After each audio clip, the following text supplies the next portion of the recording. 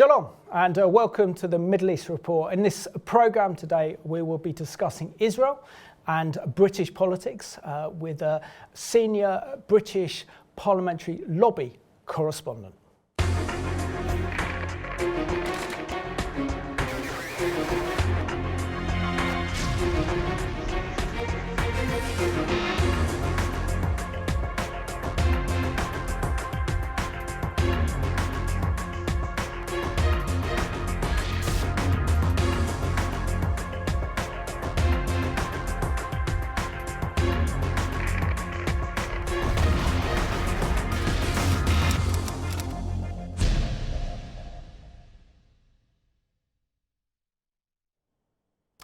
Warm welcome to the programme, and today's special guest is all the way from North London. He's a good friend of mine, a friend of the Middle East Report and Revelation TV. His name is Jerry Lewis, and he is the UK correspondent for CON, which is Israel's National Broadcasting Corporation, and also a lobby journalist. Jerry, it's been a while since you've been on the Middle East Report, so it's great to have you back on the programme. I just wondered if you just want to give our viewers a little bit of an update in some of the work that you do, particularly in Parliament, and also to inform members of Parliament about key issues affecting Israel and the Middle East. Well, after a 2-year gap, in fact more than 2 years, I'm very pleased to be back in action again. A bit older, maybe wiser, but sadly life has not really changed all that much on the Middle East front. The events of the Ukraine have obviously overwhelmed news channels in the last few months, so we've had little chance in this country to see the day-to-day machinations of what's been happening in the region. I'm glad that you've survived COVID, and I hope that all your viewers and everyone else has had a time where they can recover from the tribulations and trials caused by that. For your viewers' information, I spent 7 weeks in Israel from November. It was the first opportunity I could get out to Israel to see what was going on for myself, and to see a country also very, very damaged by COVID.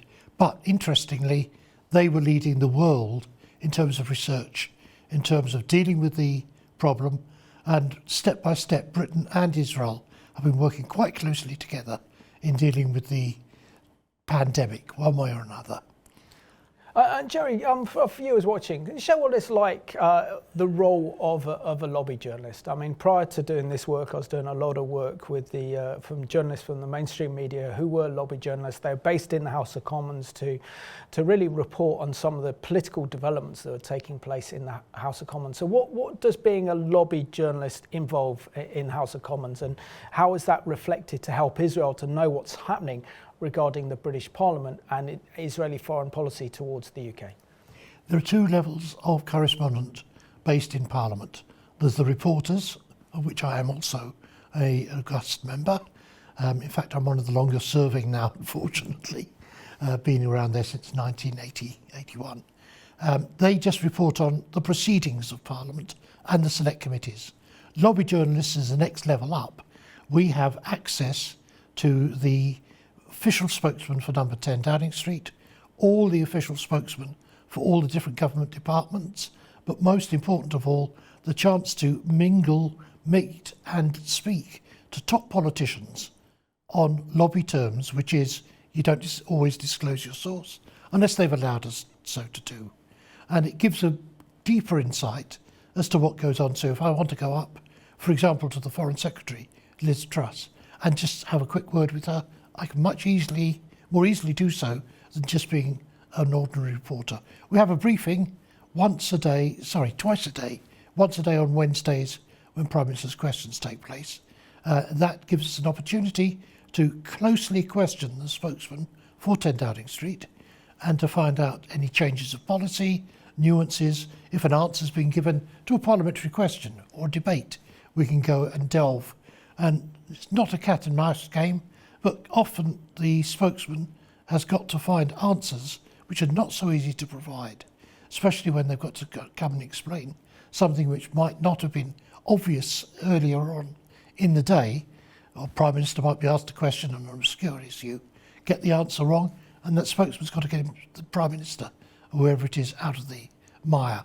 Similarly, we have access to the leader of the opposition and the other party leaders, so it's a very useful place to be, to discuss and find out what's going on, where, why and when. Excellent. It sounds a very exciting job, actually. And Jerry, have you got any notable stories that you were involved in that kind of made the kind of national headlines from some of the work that you've done? Oh, I can go back years and years where things have happened where I've had an influence over some instances. And I suppose this story could now be told. It's going back quite some years. When Jack Straw was Foreign Secretary, he marched off to Iran, first British foreign minister to go to, or foreign secretary to go to Iran for decades, to try and, I won't say seal a rapprochement with Iran, but to ease relations. And off he went, and I managed to secure an article he penned in advance of his arrival for the Tehran Times. I daren't say where it came from, but it was the article. Well, I knew he was going on to Israel immediately after his trip to Iran, but he used the article in the Tehran Times to make some rather less than complimentary comments about Israel's activities, implying they were part of the reason why there was terrorism in the Middle East. And when I gave exposure to that, I was writing in those days for the leading Israeli newspaper Yediot Ahronot, as well as broadcasting on Israel radio. The Israelis didn't take kindly to those comments, and he had a much, much rougher reception when he arrived in Israel than even he had anticipated.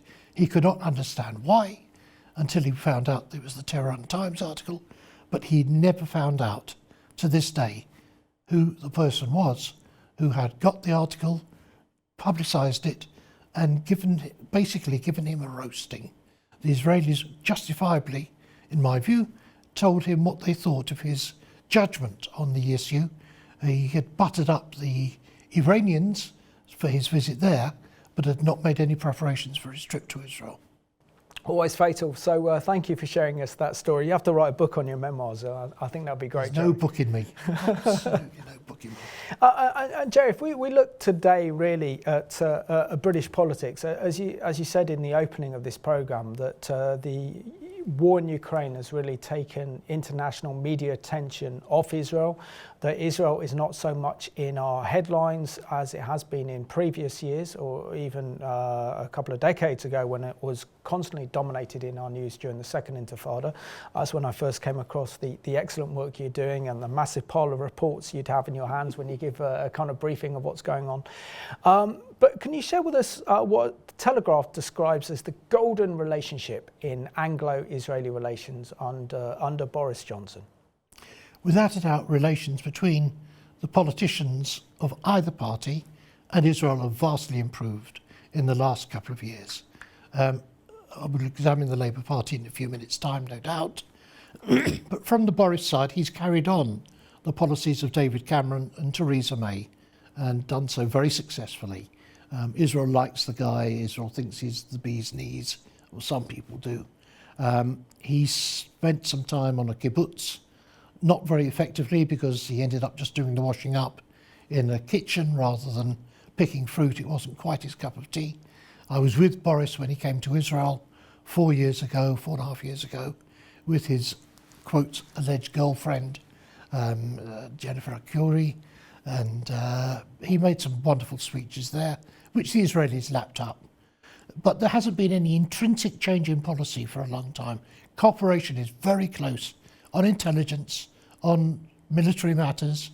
There was a joint exercise only a few months ago between Israeli Air Force and British Air Force. British ships go into Haifa quite often. But bottom line, there is still this juggernaut of a problem of the settlements where British keep on saying that the settlements are an obstacle to peace, an obstacle to two-state solution, and they even go on to describe Jerusalem as part of occupied territory rather than what many of us would prefer, disputed. Israel itself claims Jerusalem is part of Israel, but disputed is a term which would be more accurate to describe the area. What has been a fly in the ointment over the last few weeks of May has been this sad incident involving a journalist who, Al Jazeera journalist who got shot. At the time of recording, we still don't know exactly what happened. There was firing from both sides, and according to the Israeli sources that I've listened to, it appears that the shots could have come either from an Israeli gun or from a Palestinian gun.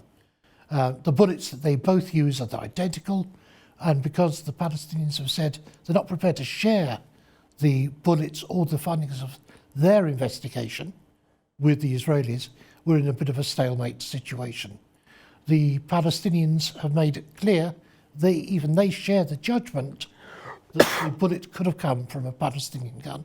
But Palestinian politicians and Al Jazeera, understandably, have made very clear they believe Israelis fired the shots.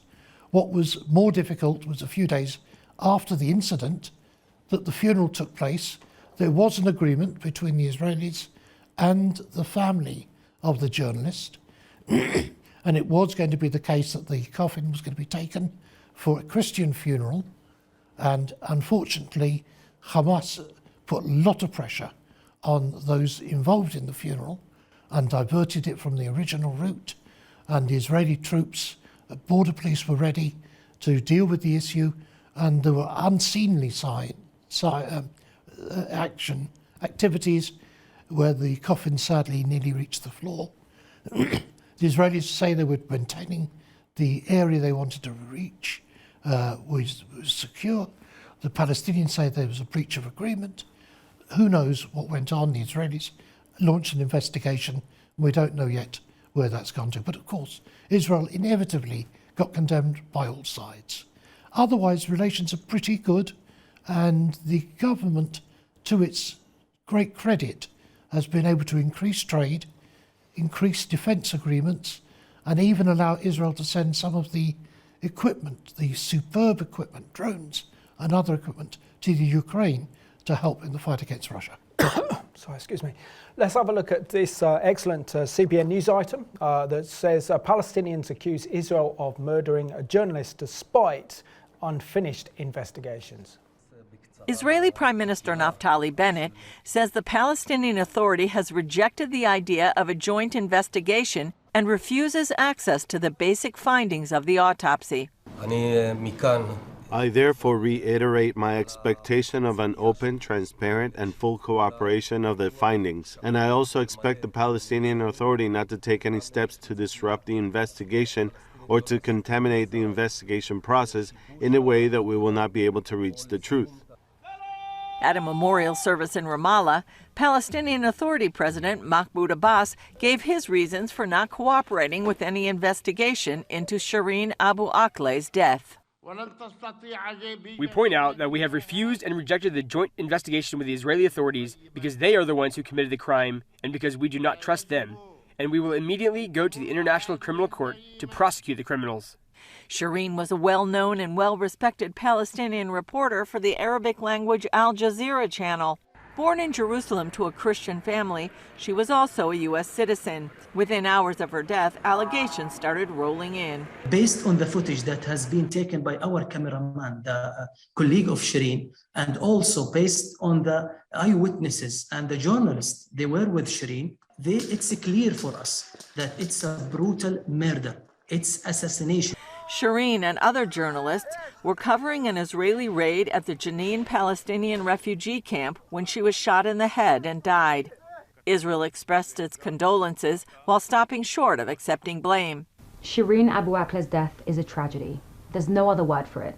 She was an experienced journalist who many of my own colleagues used to work with. We have to get to the bottom of what happened, to find the truth and only the truth. Bennett's spokesperson noted that the Palestinian Forensic Medicine Institute had publicly stated that the results of the autopsy were inconclusive. Without any concrete evidence, hasty accusations against Israel that are being made right now are misleading and irresponsible. The incident comes against the backdrop of a surge in terror attacks over the last 2 months, where 19 Israelis have been murdered. Many of the terrorists have come from the area of Jenin, prompting numerous raids to arrest them. In Jenin, historically, there is deep influence of Islamic Jihad, and they are getting money from Iran. Pinchas Imbari from the Jerusalem Center for Public Affairs says the terror group has stepped in to help Hamas mobilize terrorism in the West Bank. Because this is the agenda of Hamas. So they put plenty of resources to start a terrorism from the West Bank. Immediately following the fatal raid, the Palestinian Authority vowed to go to The Hague and call for an investigation. Imbari says the Palestinian Authority and President Abbas are using Shireen's death as a way back into the international limelight. The PA must be relevant. The PA is not relevant anymore. Israel made peace with the Arab countries. They don't need the Palestinians anymore. The Arabs stopped to finance the PA. Only Israel is now financing the PA. Israel is also concerned that the Palestinians could use the incident to incite more trouble. But then it says Israel will continue to operate to cut off the current wave of terrorism. Julie Stahl, CBN News, Jerusalem.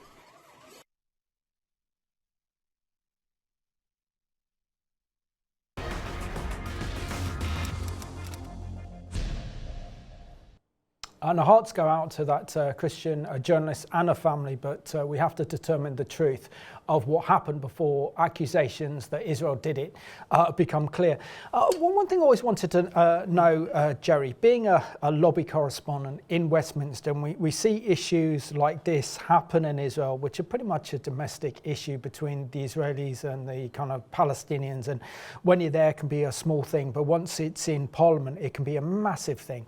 Why is it that our politicians pick up on these sort of things and discuss them in Parliament, and something that is seen as not being very big in Israel can be massive when it comes to our parliamentarians, when it comes to Israel and the Palestinian conflict?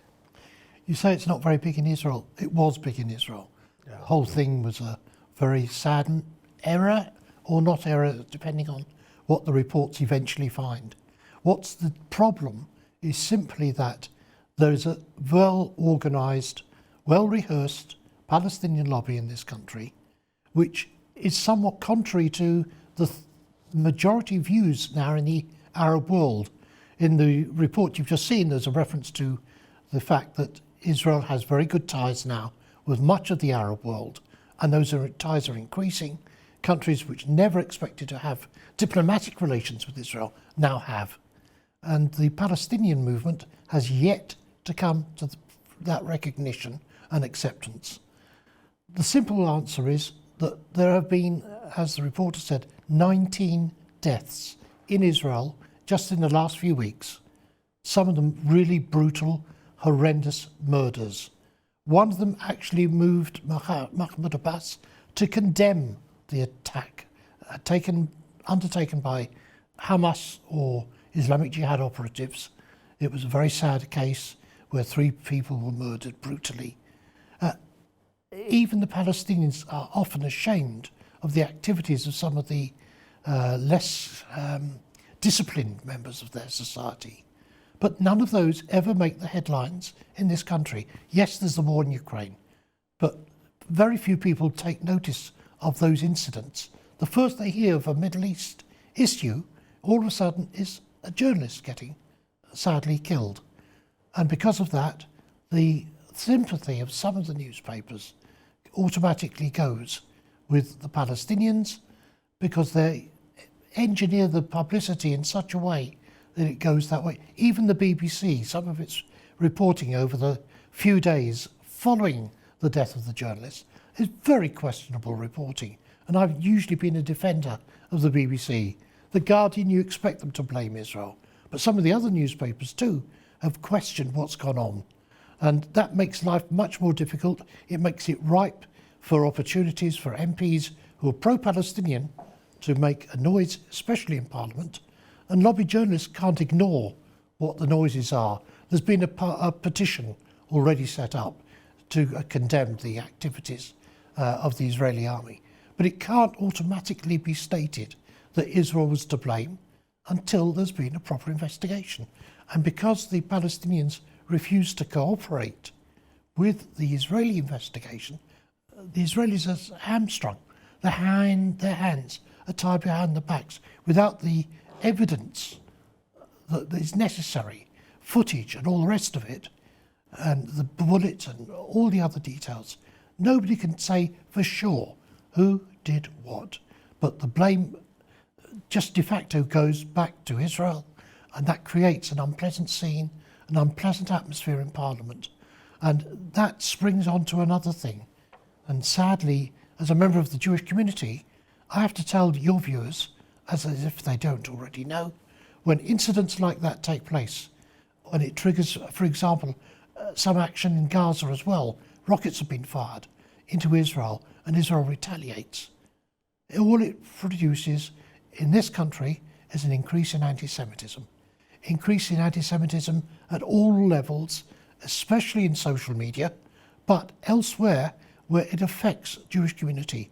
Jewish students on campuses have had a very tough time when every time an incident takes place. There are things said in the newspapers, sometimes on radio, phone-in programs, all targeting Israel, unjustifiably in my view, and out of proportion to what's gone on. Were there such comments when each time Israel had been under attack, innocent civilians killed in cold blood, then the things would be very different, a totally different scene and a totally different atmosphere. Absolutely, Jerry, and sadly your community is pretty much under siege from the rise of Jew hatred. But can you just share with us the extent of this? Because we saw when Jeremy Corbyn was leader of the Labour Party, we saw kind of within the Labour Party, certainly scandal after scandal involving Jew hatred, whether it's on social media, members of Parliament and what have you, that became very, very toxic. I think your community became very, very scared at the prospect of Jeremy Corbyn winning the general election back in December of 2019. But despite that, we've still seen an escalation in the rise of Jew hatred as well, especially after Israel's defensive war last year seems to have escalated to a level that we haven't really seen since the 1930s or 40s. Just share with us the extent of the challenge that your community faces right now with this unprecedented rise of Jew hatred. When we say it's unprecedented, there are just two aspects to bear in mind. Yes, the figures are sky high. They're record levels from the CSD, the Community Security Trust, which works hand in hand with the Home Office to produce the statistics.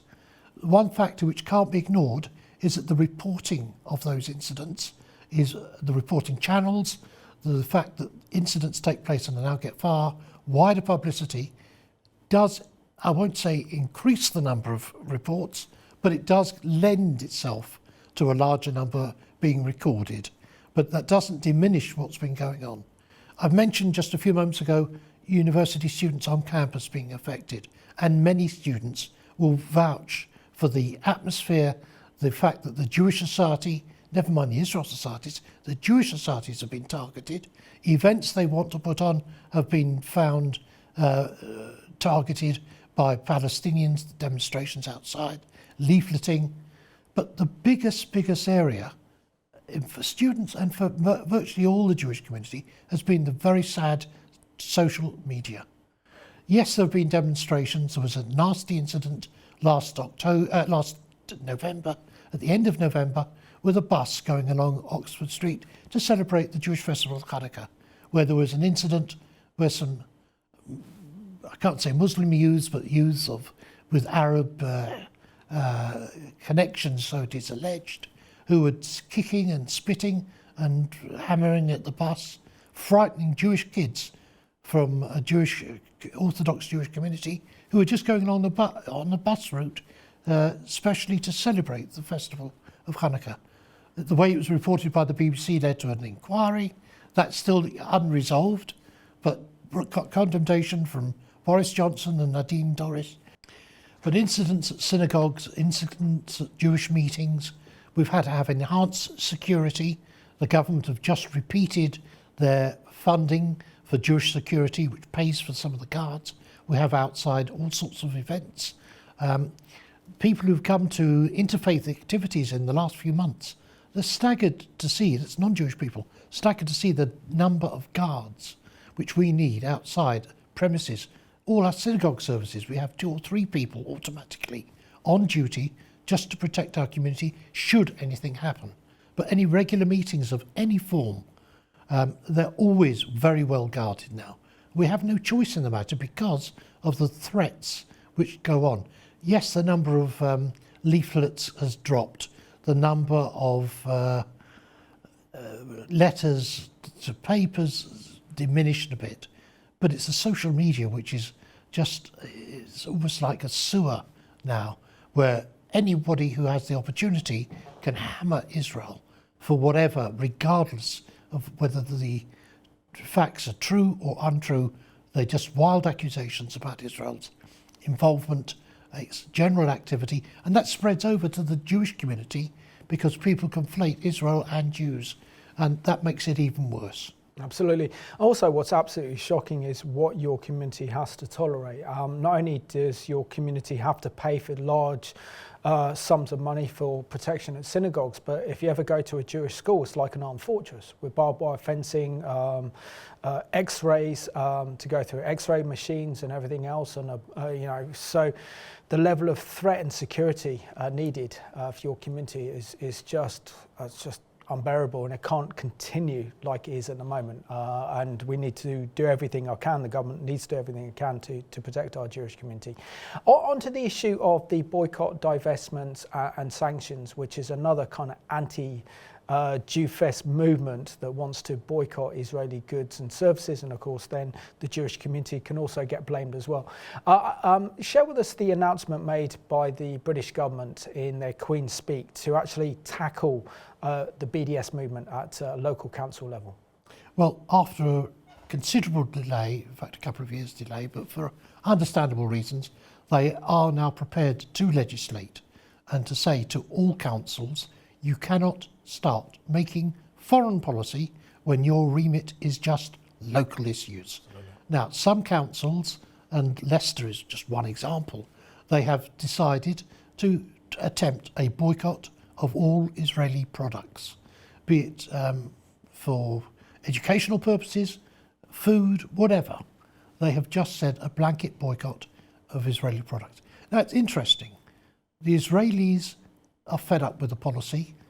It has minimal effects. Most people couldn't care a toss as to whether their products come from Israel or don't come from Israel. What they do care about is the quality of the products. And anybody who's eaten Israeli strawberries or had other fruit from Israel or seen Israeli products will know the quality is good. And you just have to look at the technology that Israel produces for the rest of the world. iPhones would hardly exist without the technology Israel produces. And people used to joke, Jeremy Corbyn wouldn't even pick up a mobile phone if he realised how much of it came from Israel. And that's the thing that does go on. But the government have agreed at long last to implement a law which will stop local authorities and others trying to implement a boycott. The trades unions keep on trying to do it. The students' unions keep on trying to do it. But look at what goes on in Israel and in the Palestinian areas. Yes, there are some people in the Palestinian Authority who favour the BDS. It's a way of getting at Israel, hammering Israel, publicity against Israel. But the Palestinians on the ground don't like it. Why? Just take a well-known product called SodaStream. Now, I went to see their factory, which has had to be moved from the West Bank into an area very near Sderot, the town which constantly gets rocketed and shelled from Gaza. And there, they used to have, when it was in the West Bank, nearly 70-80% of their workforce from Palestinian areas. It gave lots of Palestinians who had no job, who were leading a nomadic life, a chance to earn a decent living. When the SodaStream company realised they were going to be subject to all sorts of sanctions and not have their products sold abroad, they moved their factory lock, stock and barrel into Israel proper. And when they did so, they kept on as many Palestinians and Israeli Arabs as they could as their workforce. And it's carried on in that way. But lots of Palestinians lost their jobs as a result. Now, you look at avocados, you look at all sorts of products that Israel produces. all subject allegedly to a boycott, yet the supermarkets still sell them regardless. What's more interesting is the other announcement, which hasn't got much notice, in the Queen's speech, and that's amendments to the Public Order Act. And there are going to be definite steps taken against those who do impromptu demonstrations. And those factories in this country who have got links to Israel have been subjected to attacks, paint attacks, takeovers, climbing on roofs, things like that, by the Palestinians, those that favour the Palestinians, in an attempt to highlight links with Israel. Those will come under, most probably, the Public Order Act changes, and those actions will become illegal. So that's another move by the British government. The Labour Party are fully supporting on these issues over BDS. They don't like them. When Lisa Nandy was the Foreign Affairs spokesman for the Labour Party before David Lammy took over, even though she's very pro-Palestinian, she made very clear BDS boycotts are not part of the game. We oppose them very strongly. And one anticipates that this legislation, both bits of legislation, will go through without any problems. So let's have a look now at this excellent CBN News report looking into the BDS and the damage it causes to Israel. BDS activists will tell you they're only defending the rights of Palestinians. But when they chant from the river to the sea, they're calling for the complete destruction of Israel. Our movement, the BDS movement, the Palestine Solidarity Movement, is finally starting to reframe the conversation, and that's why they're so afraid. The BDS movement is growing and has become a force on more and more college campuses. It is aimed at only one nation, the only democracy in the Middle East. No other country, just Israel. Richard Millett tracks the BDS movement through his website. They won't be calling for boycotts of America, who they don't agree with, or British government policy that they don't agree with, before we get into China, Russia, Syria, Saudi Arabia. There is no boycott, Dale. So you answer why. The answer to that question can be found in the answer to another important question. Who founded the BDS movement? BDS leaders say the movement was launched in 2005 by the Palestinian Civil Society, but the evidence shows that is not true. Watch this video of BDS leaders discussing the origin of the movement at a conference in May of this year. Ilan Pape is director of the European Center for Palestinian Studies at the University of Exeter in England. He's considered a leading intellectual in the BDS movement. Here, Pape admits that the Palestinians did not create the BDS movement.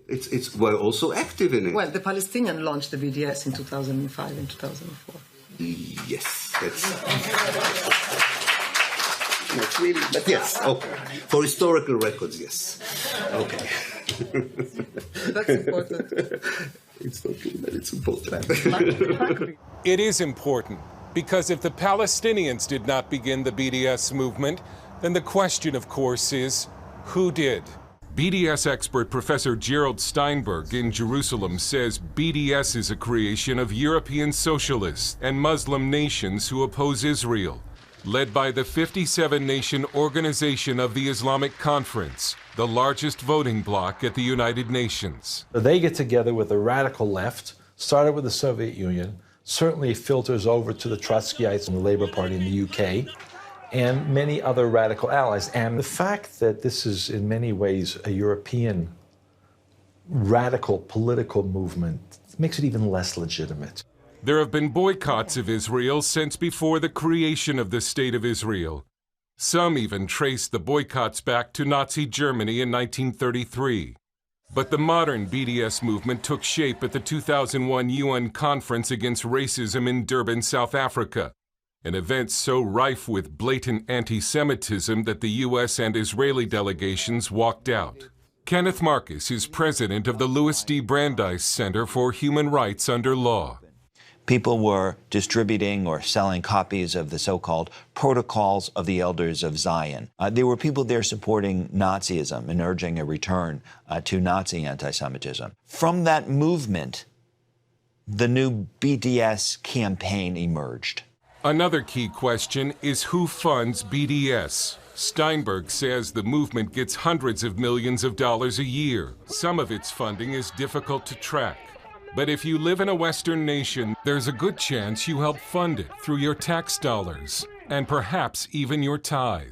The BDS movement gets most of its funding from the European Union, European national governments, and even the US government, who give money to NGOs or non-governmental organizations that claim to fight for human rights, but who also oppose the State of Israel. Amnesty International, Ken Roth from Human Rights Watch. These organizations are funded by governments under the label of international aid, promoting human rights, promoting peace and development. The Swiss, the Swedes, the Norwegians, the British, Germans, up and down. The money there is huge. Some Christian charities also give money to BDS. The webpage for Christian Aid makes it look like it only fights poverty. Drill down on their website and you'll find they also support BDS, as does the Presbyterian Church USA. And while the boycott, divestment, and sanctions movement has been in one respect a failure, it has accomplished very little in the policy arena. It has succeeded in another area, by spreading anti-Semitism across college campuses. What we're seeing increasingly is that BDS activists are intimidating student governments at colleges and universities to pay for their activities, and if they don't, there may be repercussions. Aggressively confronting and sometimes assaulting Jewish students and faculty at pro-Israel events. Ronnie Fraser, founding director of the Academic Friends of Israel, warns the next generation of leaders is being brainwashed, that Israel is the worst nation on earth. Students are being fed a diet of Israel is a racist state, Israel is a Zionist state, Israel equals the Nazis. We support the Intifada! With massive funding behind it, BDS is turning people against Israel and creating a generation of leaders who may someday try to carry out what some have said is the real goal of the BDS movement, the elimination of the State of Israel. Dale Hurd, CBN News.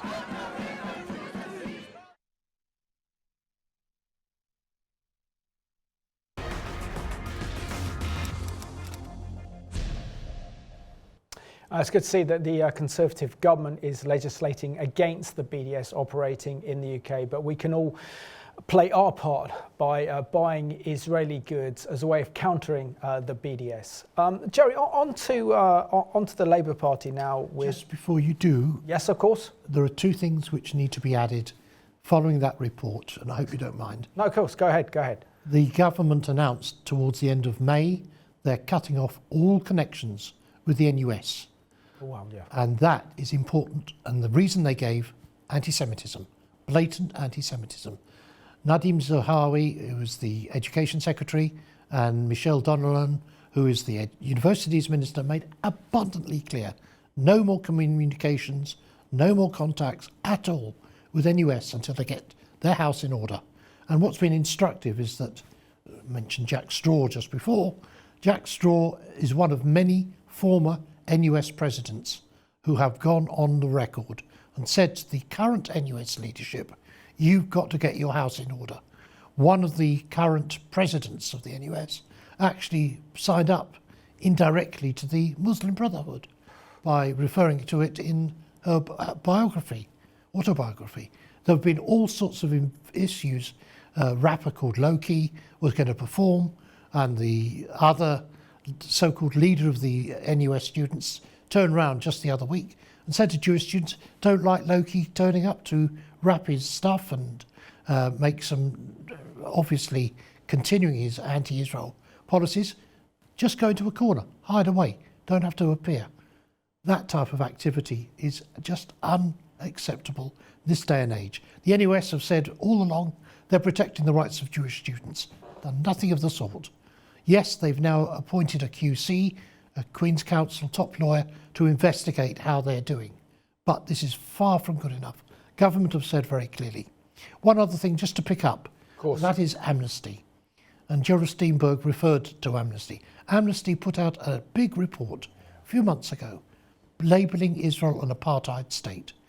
Evidence for it, they had incidents which they claim have been reported about incidents within Israel and in the Palestinian territories, disputed territories, Judea and Samaria, call it what you like. But those are disputed as well. Their incidents are disputed. And Palestinians may have one grouse, but ask certainly hundreds of thousands of Israeli Arabs that live, especially in the north of Israel, in the Galilee area. They're perfectly happy. They have their rights. They have their ability to vote. They have members of Knesset. They have the legal system, which gives them the protection. So the so-called apartheid state is just pure, utter nonsense. But what it does is stoke the fires of anti-Semitism.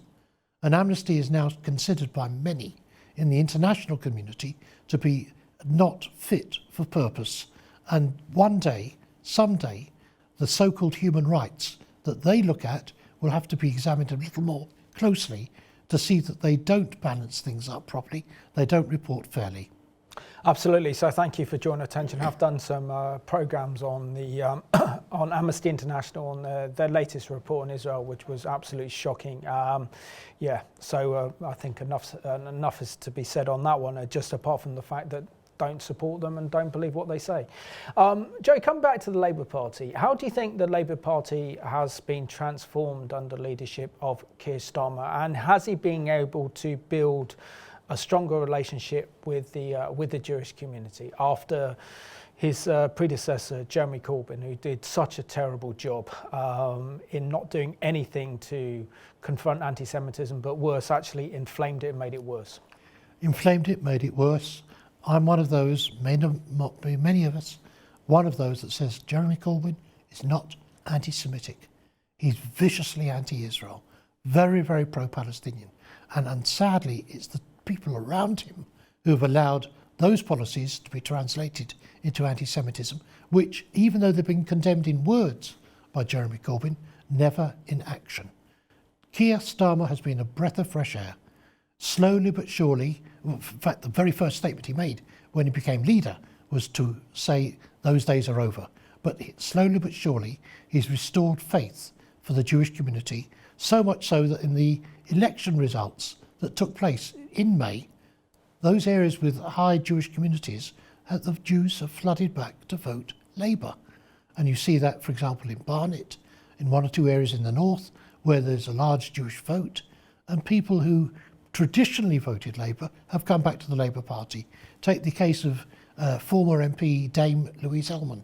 She's rejoined the Labour Party, and there are moves afoot to bring others who left the Labour Party as a consequence of Jeremy Corbyn's patronage and steerage of the party, to bring them back in on board. Kier Starmer has done what he has needed to do, which is to eradicate, to eliminate those who still hold the same views as they held before. And there's made very clear there's no place for them at all. But he's done the job to root them out. There's an appeals procedure, but if they've done anything or signed anything which smells of anti-Semitism, they are flung out on their ear. Jeremy Corbyn is now not even a member of the Parliamentary Labour Party, and there are serious doubts he's going to be able to stand in the next general election. He's still a member of the party, but he will find it very difficult to get preference for the seat that he now holds. And there are going to be others as well of that ilk. I won't say it's easy for those people who are of pro-Israel persuasion, because some of the policies of the Labour Party still cause a problem, one of them being that they want immediate recognition of a Palestinian state, but there's no state apparatus, there's no organisation, no legal system, no sense of government.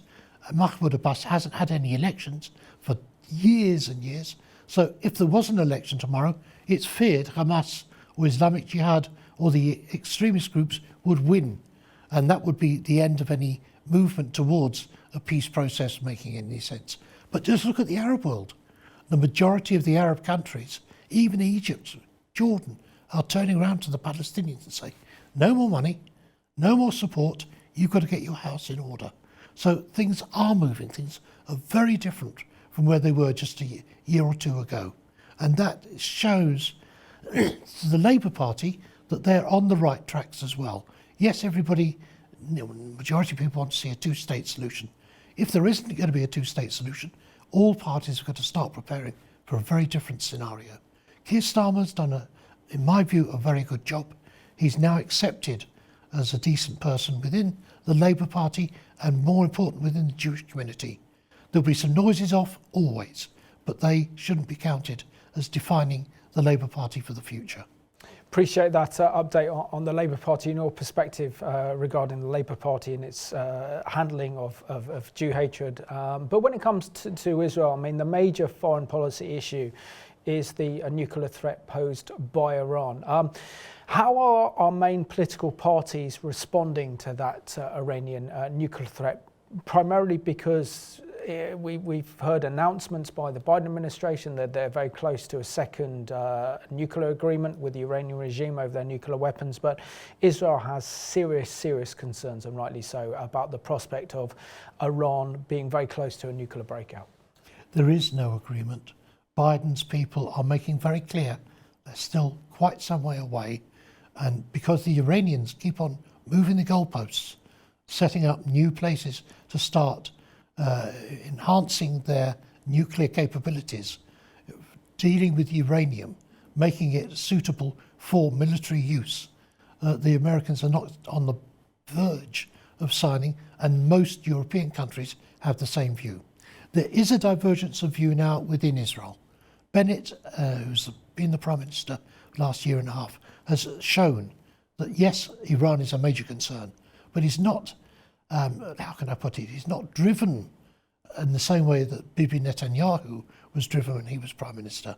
And Bennett realises, yes, there have got to be representations made to European countries, to America and others, but he accepts that Iran has got a role to play eventually in the Middle East peace process. They have fingers everywhere all over the Middle East. And the old adage that Abba Eban and others and Shimon Peres used to hold by, it's you've got to speak to your enemies as well as your friends. You can't just ignore the enemies. I'm not saying Israel's about to talk to Iran, but they realise now that Netanyahu is no longer Prime Minister that there's going to have to be a slightly changed form of approach. No rapprochement, but a different form of approach towards Iran if they're ever going to get Iran to play ball on the threat of nuclear weaponization of the region. What's interesting, though, the Israeli government have been teetering in the last few weeks, on the edge of a collapse. Now, in the 120-seat Knesset, Bennett's team and his coalition partners have 60 seats, backed by a small Arab party, whereas Netanyahu can't get the 60 seats he wants. He's only at 52 or 53, according to the last few votes they had in the parliament. If there was an election tomorrow, Netanyahu probably would get returned. But there's so much dissension within his own Likud party, there's no guarantee he'd still be leader. So Israeli politics are in a molten state at the moment. In a furnace, people say they don't want another election. Why? Because it stops the passing of a budget. The budget is due to be passed at the beginning of June. If that budget is passed, it's the second time in 5 years they've actually had a budget, which means government can continue. While Netanyahu was in charge, there was no budget the last few years of his premiership, and that made life very difficult because the government couldn't pay out money, couldn't help those impoverished in Israel, and there are poor in Israel. At least 20-25% of Israelis live below the poverty line. Life isn't so sweet and easy as people make out. So whilst Israel is a very advanced country, Israel has technical problems, it has poverty, it has other things which it has to deal with.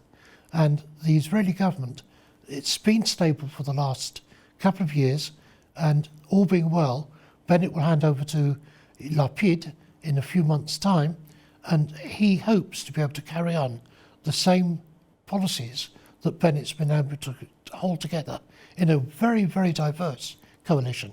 It's a good instruction to other countries on how to do coalition politics. Absolutely.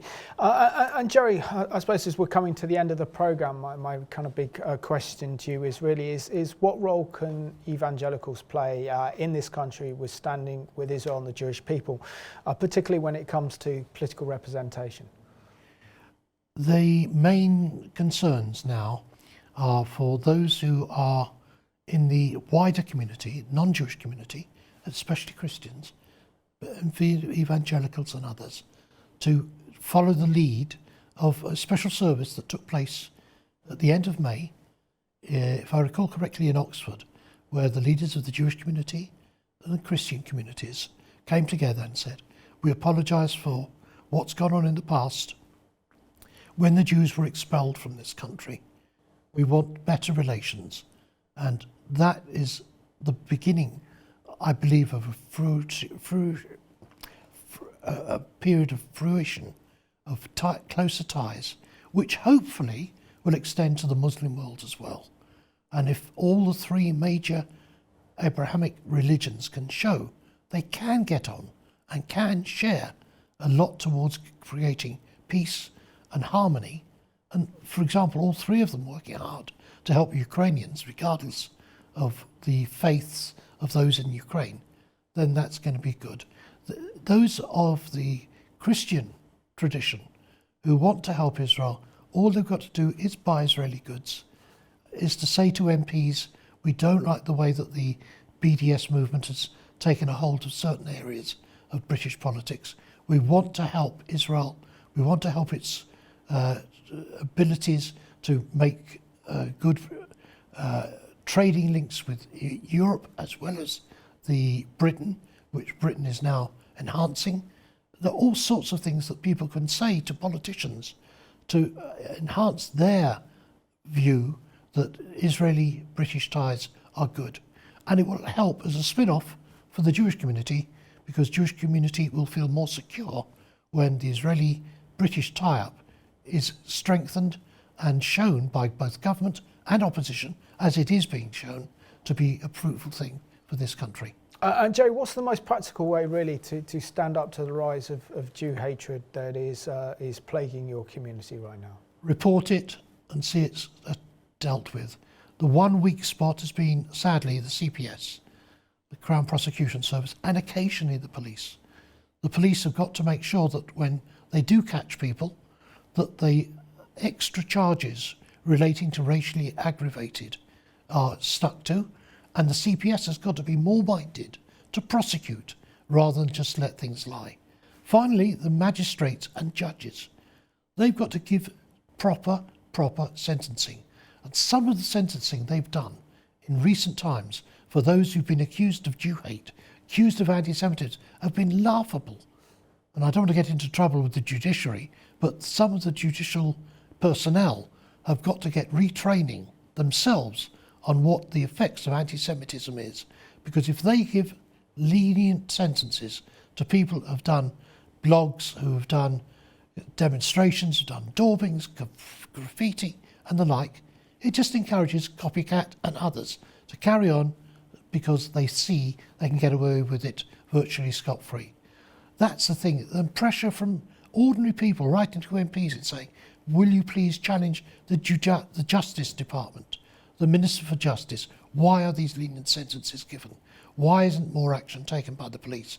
Why isn't more action taken by the CPS? That type of letter, that type of correspondence to a newspaper will set the tone for, I hope, for an improved set of relations.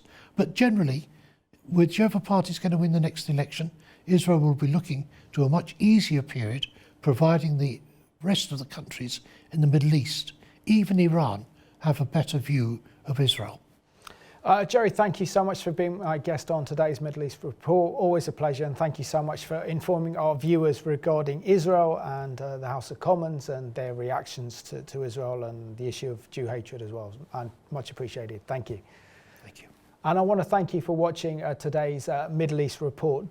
There can be no doubt that we are living in the golden era of relations between Israel and Great Britain. That's why we've got to continue to pray that continues, and that we continue to support Israel and the Jewish people, especially our Jewish community that's facing unprecedented plague of Jew hatred. We need to show them that we love them, we're standing for them, and they're not alone. So thank you for watching today's edition of the Middle East Report.